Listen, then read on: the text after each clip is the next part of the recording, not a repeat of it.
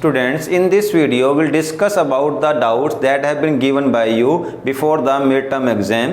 तो यहाँ बच्चों ने कुछ न्यूमेरिकल सेंड किए हैं डाउट के लिए, तो मैं उन्हें इस वीडियो में वो डिस्कस कर रहा हूँ। तो कुछ सबसे पहला डाउट, ये आपके नोट्स में भी क्वेश्चन दिया हुआ है कि जैसे उसने क्या कहा है कि एक मिथेनॉल का सोल्यूशन है। अब देखो क्या होता है मिथेनॉल, CH3OH, ये फॉर्मूला है मिथेनॉल का। बाद में आपको देखो जब केमिस्ट्री करोगे ऑर्गेनिक पता लग जाएगा कि इसका फॉर्मूला CH3OH कैसे आया है, बट अभी के लिए आप याद रख लो कि मिथेनॉल, देखो मिथेन का मतलब 1 कार्बन होता है, वैसे ऑल का मतलब अल्कोहल, OH लगेगा, तो फॉर्मूला होता है CH3OH। ठीक, तो उसने क्या कहा है कि आपके पास ये मतलब जरा समझना इस क्वेश्चन को, डायग्राम में समझो पहले तो, कि आपके पास एक मिथेनॉल का सॉल्यूशन दिया हुआ है, ठीक है, और ये नहीं बताया कितने ml है। ठीक, ये बताया है कि इस सॉल्यूशन की जो डेंसिटी दी हुई है ओनली कितनी दी हुई है, 0.793 किलोग्राम पर लीटर, ये इसकी डेंसिटी दी हुई है। और अब ये कहा है अगर इस सॉल्यूशन को मुझे कितना 2.5 लीटर बनाना है, देखो अभी इसका पता नहीं कितना है हमें, वी डोंट नो कितने ml में है, बट इसमें वाटर को ऐड कर दूं और इसका वॉल्यूम अगर मैं कर दूं 2.5 लीटर, और जब वो बने उसकी मोलैरिटी हो 0.25 मोल पर लीटर। देखो मोलैरिटी का मतलब क्या होता है, जिसका मतलब क्या हुआ 0.25 मोल का, 0.25 मोल पर लीटर, क्योंकि मोलैरिटी का मतलब होता है 0.25 मीन्स मोल पर लीटर। तो इसका मतलब हमें एक ऐसा सॉल्यूशन बनाना है जिसके 1 लीटर में 0.25 मोल हो, और इसमें से बनाना है। देखो जरा समझना इस क्वेश्चन को, एक डेली लाइफ से समझते हैं। जैसे मान लो आपके पास ना कोई एक बहुत ही थिक सिरप है, जैसे मैं कहता हूँ कि शरबत है, जैसे कि रूह अफ़ज़ा है, ठीक है, आपके पास बहुत, अब देखो हम रूह अफ़ज़ा होती है, ऐसा तो नहीं है कि उसको डाला गिलास में पी लिया, क्या करते हैं उसमें थोड़ा सा पहले रूह अफ़ज़ा डालेंगे, फिर रूह अफ़ज़ा में क्या करेंगे, वाटर को ऐड करेंगे। अब यहाँ क्वेश्चन ऐसा ही है, इसने कहा है कि मान लो कि आपके पास ना एक रूह अफ़ज़ा पड़ी हुई है, आप मान लो कहते हैं कि जिसके पास अब 1 क्वार्टर बोतल पड़ी हुई है, ठीक है, तो 1 क्वार्टर बोतल पड़ी हुई है। अब वो कहता है कि इस 1 क्वार्टर बोतल से हमें इसको 10 बोतल में कन्वर्ट करना है ताकि हम पार्टी में यूज़ कर सकें। तो अब बताओ अगर हम इसको 10 बोतल्स में कन्वर्ट करें और इसकी इतनी, इसमें मतलब इतनी मिठास होनी चाहिए, उसने वही कहा है, ये 0.25 मोल पर लीटर की मिथेनॉल के 0.25 मोल आ जाएँ 1 लीटर में। तो उसने कहा कि शरबत के ना इतनी मिठास होनी चाहिए, और ये बनाए तो बताओ कि ये कितना होना चाहिए कि उतनी मिठास वाले 10 बोतल बन जाएं। इसका वॉल्यूम निकालना है हमें, ठीक, कि कितना मैं ये लूं, ये डेंसिटी वाला कितना सोल्यूशन लूं कि इस मोलैरिटी का इतना लीटर सोल्यूशन ये वाला बन जाए। अब एक काम करते हैं, देखो मेरी बात सुनो, हमें रिक्वायरमेंट किस चीज़ की पड़ेगी, डेंसिटी दी हुई है ना, तो डेंसिटी का फॉर्मूला क्या होता है, density is equal to mass upon volume, ठीक है ना। अब देखो अगर हम एक काम करें, हमें चाहिए क्या, वॉल्यूम, तो वॉल्यूम कैसे निकल सकता है अगर मैं मास को डेंसिटी से डिवाइड कर दूं। ठीक, अब डेंसिटी तो दी हुई है बट मास तो नहीं दिया हुआ, वी डोंट नो कि इस सॉल्यूशन का मास क्या है, तो हम मास कैसे निकाल सकते हैं। देखो यहाँ सपोज करो जो भी देखो पार्टिकल्स हैं मिथेनॉल के, चाहे आप उसको बना दो 2.5 लीटर, वो उतने ही रहेंगे, केवल आप उसमें वाटर को ऐड करोगे, मिथेनॉल को ऐड नहीं करना है। मिथेनॉल तो जो इसके अंदर है उतना ही रहेगा, इसमें अभी भी कुछ वाटर होगा, बट आपने बाद में दोबारा से वाटर को इसमें ऐड करना है और बना देना है इसका 2.5 लीटर। जैसे कि मान लो आपके पास 4 चम्मच शरबत थी, तो उसमें आपने वाटर को ऐड किया, तो वो शरबत तो ऐड नहीं हुई, केवल वाटर ऐड हुआ है, तो अब उसके अंदर शरबत के कितने पार्टिकल्स हैं वो हम निकाल सकते हैं। वो कैसे, देखो जो सॉल्यूशन बना वो क्या बनाना है आपने, 0.25 मोल पर लीटर की, इसके 1 लीटर में कितने मोल होने चाहिए, 0.25। इसका मतलब जो सॉल्यूशन कितना बनेगा आपका 2.5 लीटर, इसका मतलब टोटल कितने मोल होने चाहिए उस सॉल्यूशन के अंदर, 0.25। देखो टोटल मोल्स इन 2.5 लीटर कितने होंगे? देखो 1 लीटर में कितने हैं लिखा हुआ है 0.25 और 2.5 लीटर में कितने होंगे, इससे मल्टीप्लाई कर दो आप। ठीक, इसके इतना आ गया आपके पास, ये इसको आप करोगे इतना भी आंसर आएगा आपके पास। तो इतने मोल होंगे आपके पास उस सॉल्यूशन के अंदर। और हमें देखो पता है मास कैसे निकलते हैं। देखो मास कैसे, what is the formula? Number of mole n is equal to given mass by molar mass, यही तो है गिवन मास उसका। तो कैसे निकालेंगे? ये क्या हो गया आपके नंबर ऑफ मोल कितने हैं 0.25 इंटू 2.5, ये नंबर ऑफ मोल हो गए। गिवन मास तो निकालना है। And what is the molar mass of methanol? देखो कितना होगा, कार्बन का मास 12, कितने हाइड्रोजन है 3 प्लस ऑक्सीजन 16 प्लस 1 हाइड्रोजन, तो 16 19 20 32। इसका मतलब जो आपके पास आया है यहाँ पर गिवन मास वो आया है, सॉरी मोलर मास आया है मिथेनॉल का 32, उससे मल्टीप्लाई। देखो अब number of mole is given mass by molar mass, given mass निकालना है, मोलर मास पता है आपको मिथेनॉल का, तो ये W, ये देखो अब कैसे आएगा, इसको मल्टीप्लाई कर दो 0.25 into 2.5 into 32 and answer will be 20 ग्राम। ये लो भाई आपके पास इतना मास आ गया। इसका मतलब टोटल जो आपके पास प्रेजेंट है मिथेनॉल उसका मास आ चुका है 20 ग्राम। और बस अब आपको वॉल्यूम निकालना है, तो बस वॉल्यूम इज मास कितना है 20 ग्राम और डेंसिटी कितनी है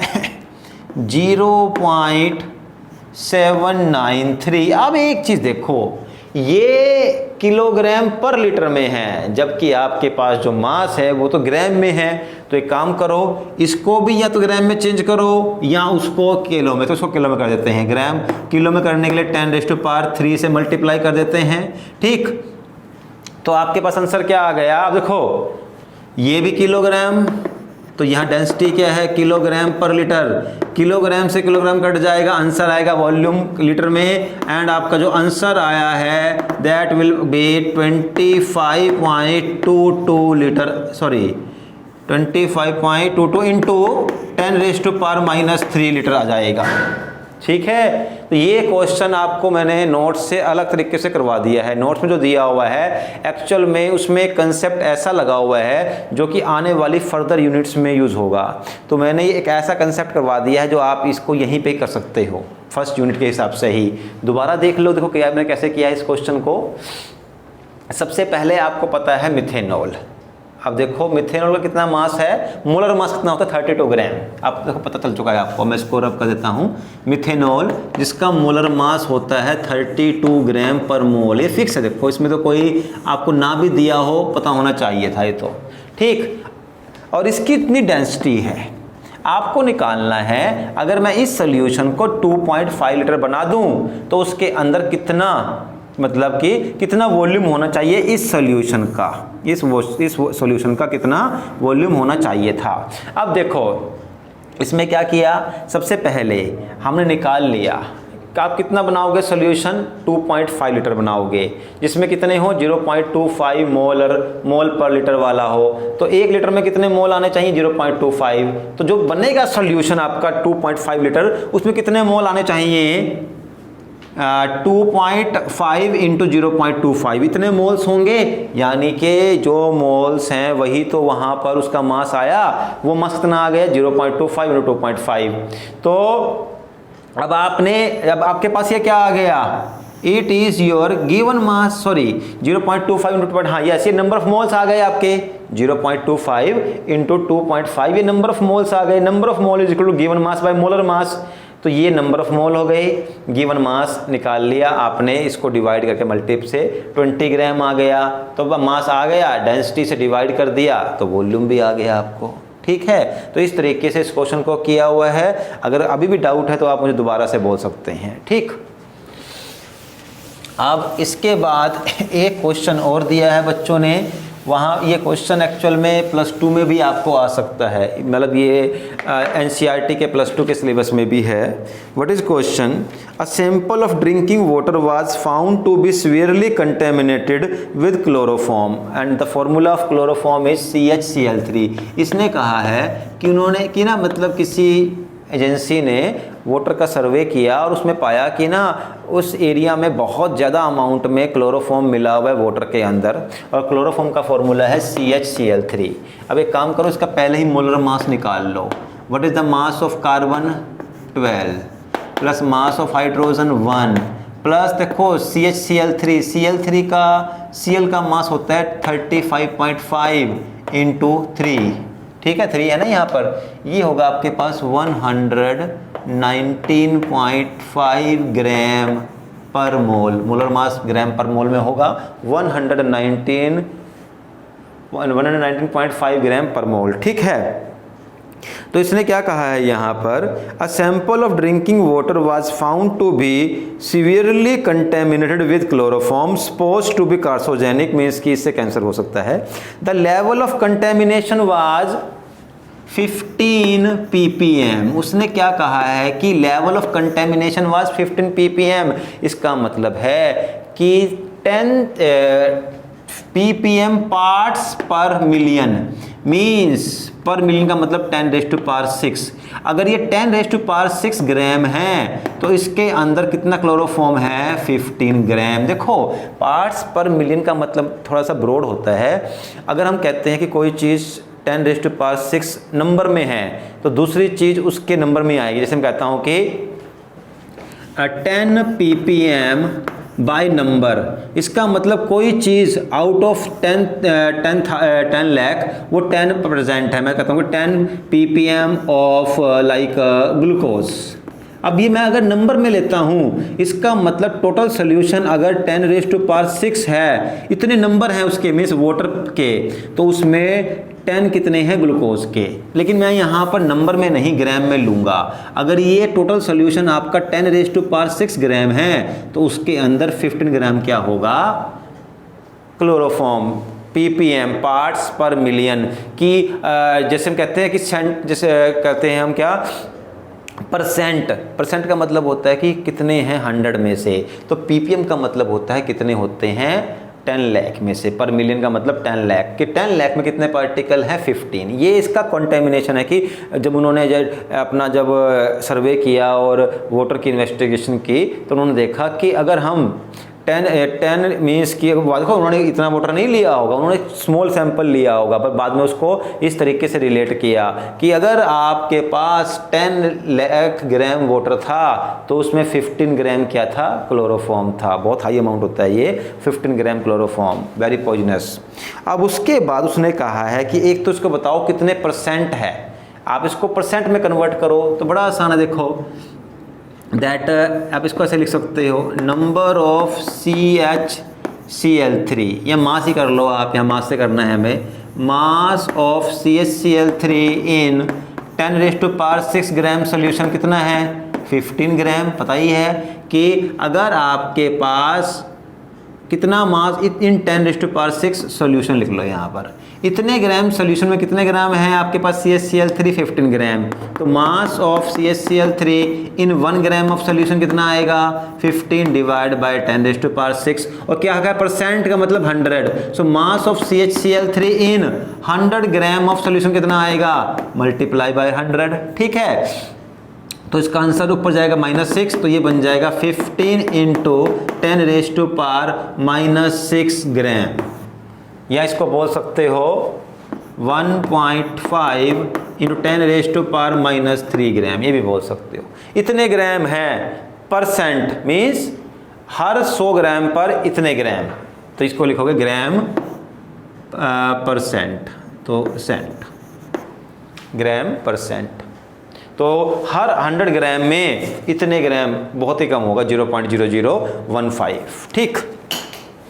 इसके साथ ही नेक्स्ट क्वेश्चन इसमें क्या है? Determine the molality of chloroform in water sample, कि इस वाटर सैंपल की मोलैलिटी क्या होगी। तो देखो अब मोलैलिटी वाला कंसेप्ट पहले कर लेते हैं। What is molality? Molality is number of molality, it is number of moles of solute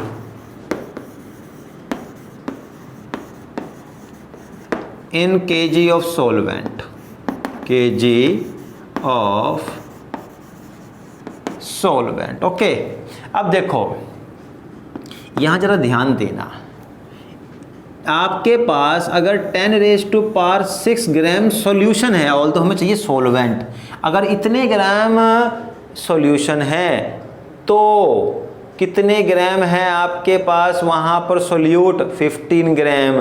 तो देखो 15 ग्राम आ गया आपके पास गिवन मास ऑफ CHCl3, क्योंकि मोलैलिटी निकालनी है तो सोल्यूट तो इसमें क्या है? क्लोरोफॉर्म ही है। कितने ग्राम है? 15 gram. Okay, divide by its molar mass. अब CH3 का मोलर मास कितना है? 119.5, ठीक है, इनटू ऊपर देखो, अब आपको लेना है केजी ऑफ सोलवेंट। हम केजी में नहीं लेंगे, हम ग्राम में ही लेंगे, तो ऊपर पहले 1000 से मल्टीप्लाई कर दो जो करते हैं। अब देखो यहां तो दिया हुआ है इसने इतने ग्राम सॉल्यूशन में इतने ग्राम आपका सोलवेंट है, सोल्यूट है सॉरी, और लिखना क्या है यहाँ? सोलवेंट। तो जरा ध्यान देना, देखो 10 लाख ग्राम में से अगर आप 15 ग्राम कम भी कर दोगे कोई फ़र्क नहीं पड़ेगा, आप अप्रोक्सीमेटली इसी को सोलवेंट मान सकते हो।